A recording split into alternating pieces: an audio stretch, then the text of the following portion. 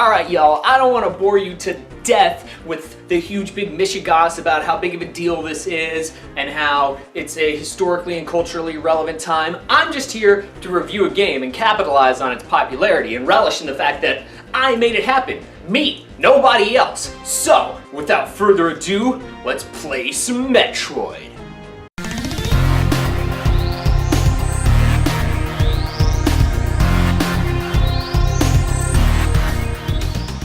Order some delivery, forward all of my calls to my answering machine. I'm not gonna let anything get in the way of my enjoyment of my new Metroid game. But Chip, what if somebody important calls? Nothing is more important than Metroid, Eve. We've been through this. So, let's play.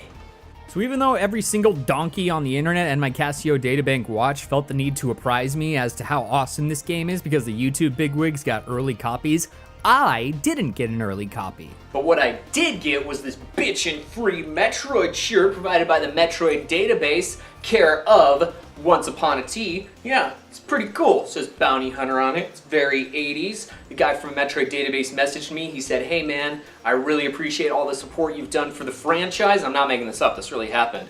And would you like a free shirt? This one made me think of your channel. And I said, man, I would be honored if I were to get a free shirt. I've been following the Metroid database since I was 9 and shit. That's only 8 years. You know what else was only 8 years, Eve?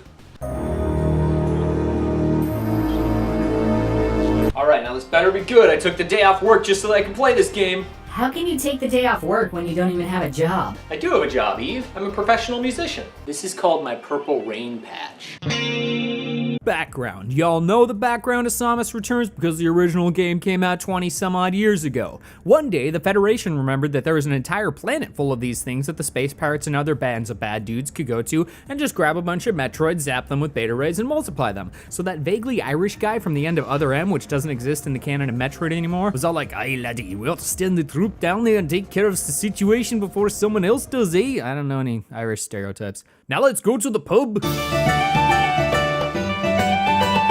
They send one team over, they all die. They send another team over, they all die. Then they're like, third time's a charm, and they all die.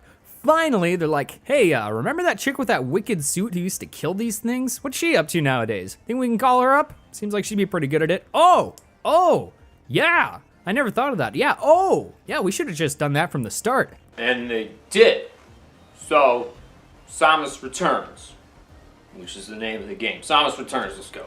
This game is yet another remake of the original Metroid 2. That begs the question of, since Nintendo got their panties in a wad with AM2R, is it possible that they responded so strongly because they already were working on this? Hard to say. I'd like to think that the huge success of AM2R lit the fire under Nintendo that they needed to get their heads out of their collective asses and put out a new game. And while I'm glad that they've done something, I can't help but wonder, for all the effort that they put forth into making this, couldn't they have simply made an original new Metroid game? Look, making games is hard, I get that, but how hard would it have been to swap the assets? Maybe Samus lands on a new planet or something, and there's a threat that's even worse than the Metroids. Or maybe there's a fucking Site B for the Metroids, like The Lost World, and Jeff Goldblum's there all like, there are, Metroids on this planet, right? Well, maybe it helps to put it in the frame of, there are no other girls around, sometimes you gotta take home a grenade.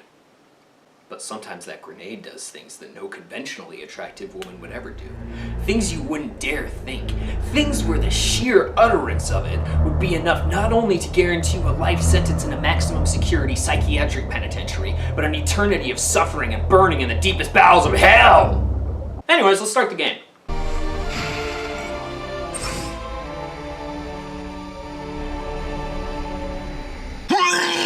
Whoa. Actually, once you get past the N64 era graphics, the environments are fucking gorgeous. I love the purple crystal caves, the waterfalls, so immersive. Samus's in-game model is a bit on the ugly side, but hey, graphic schmaffic. So long as the story and gameplay are good, we're all set. Story, Samus goes and blows up all the Metroids. Cue Super Metroid. Spoiler alert for a motherfucking 25-year-old game. Well, here we are. Finally time to review the new Metroid game that fans have been waiting for. Oh.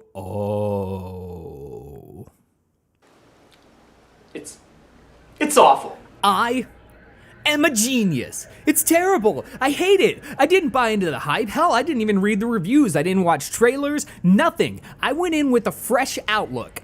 And I think it's trash. I hate this game for two very clear and specific reasons. The controls are awful and the music is abysmal. Alright, fuck the plot, merits, whatever. This is now a video on why I think Metroid Samus Returns sucks!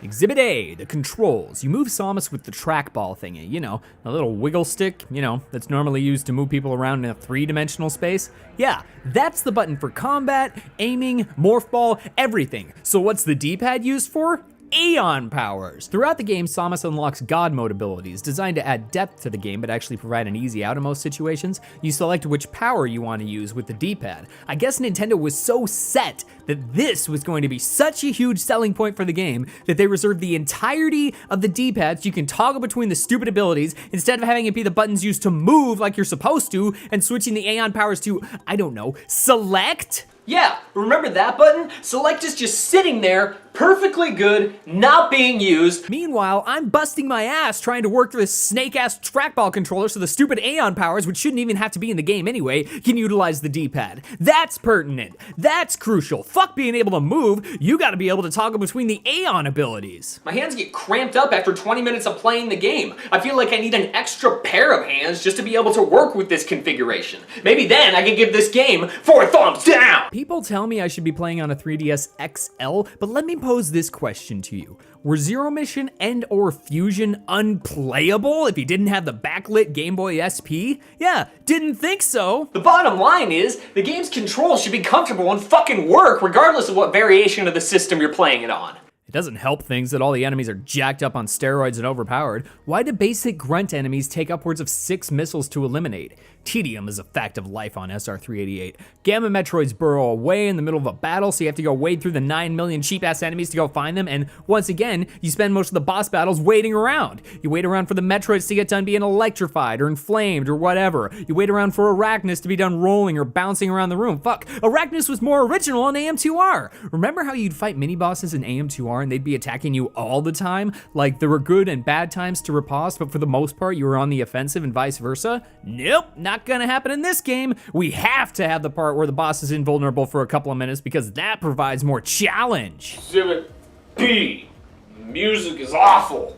I mean, the main caves sound great, of course, and there's Red Soil Brinstar, but the other familiar tunes like Lower Norfair / Magmore Caverns is just blaring, contrived, and way too obvious. A clear, calculated effort to appeal to nostalgia in lieu of originality. I could make better music than this, and that's not even meant to be a slant towards the game. Oh yeah. It's more just going to show that it's not that hard.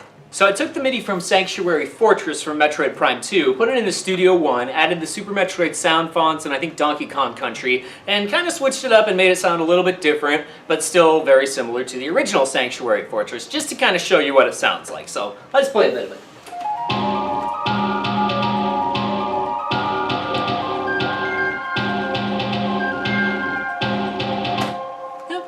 Pretty cool, not bad. So that's taking an already established idea and making it a little more unique and original. So let's see if I can try some stuff over it to kind of give you an idea of how easy it is.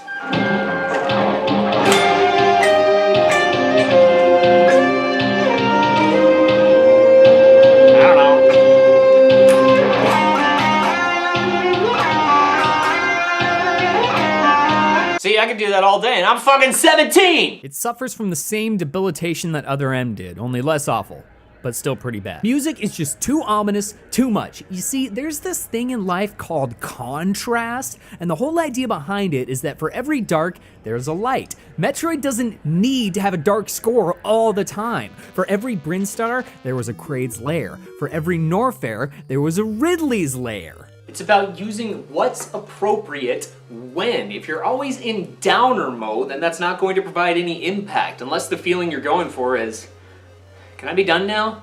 Imagine you're at the store shopping for clothes and over the loudspeaker they're playing Nails on a Chalkboard. You wouldn't want to keep looking around for something to buy. Example, back when I was delivering pizzas, I was in the back of the restaurant doing dishes, and the country music station was playing on the radio. So I asked one of the servers, why is the country music station playing? And he said, so the people will leave faster. I feel no incentive to explore because A, it takes 20 minutes to get anywhere since every time you run into an enemy, you gotta stop what you're doing, aim the fucking wiggle stick and shoot 9 missiles at them before they hit you once and take out half an energy tank. And B, the music doesn't help to create an immersive environment that you want to explore more of.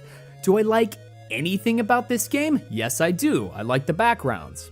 That's it. When the highlight of your game is what's going on in the background, that's a real problem. I want to go there. I've seen all this already twice, and the second time had more originality. Look, I don't want to be the guy that's going to adopt the hipster viewpoint of the fan remake was better than the official remake, but it was. It had more originality, more creativity, more heart, better gameplay, smoother controls, better music, expanded upon the game better. Everything about it was superior, except it didn't have that Nintendo seal on it, so it doesn't count.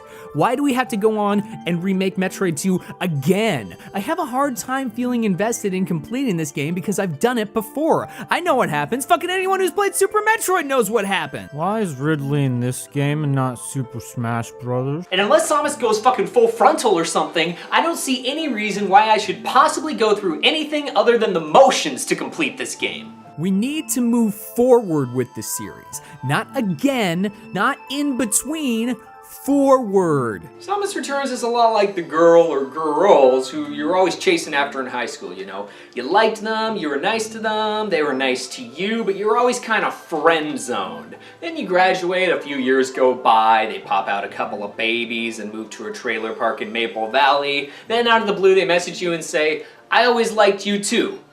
Well great, tell me that 8 fucking years ago! Bottom line is, I'm tired, guys. I spent so long being upset about no new Metroid games. They put out a fake one, they put out a mediocre remake. I'm just worn out. This game was just too little, too late. I dislike it, but I'm not offended by it. At least it didn't ruin any story elements the way Other M did. But I'm tired of hearing the argument of, oh, at least it's better than Other M. That's not an excuse. Sodomy is better than Other M. Everybody else seems to like it though, which is great because that positive response will demonstrate that there's still a demand and fan base for Metroid games and they'll keep making them. I appreciate the effort, I just would have appreciated more of it. So take this as a personal note, not to fuck up Prime 4, Nintendo, okay? Because if you do, then I'm actually going to move my crush over to F-Zero, and I'm going to sell my commemorative Samus Metroid amiibo thing. I got this amiibo. Anyway, who cares about that? Yeah. Alright, back to normal life. Eve, check my messages. You have 3 new messages. First message. Chip, this is Kate Upton. I really need your help trying on this new lingerie. Wow. Next message. Chip, this is Javi Goldstein. One of Lady Gaga's guitar players broke his arm. We need you on a plane to Tokyo tonight to fill in for the rest of the tour. Third message. Chip, this is Justin Trudeau. I'm going to inform you that we're all going to move back to Europe and you can now use our land to drill for oil and send your refugees. Please phone in the next half hour to confirm. Oh well, at least I have this exclusive Samus Returns CD music collection. Let's pop it in and see how it sounds.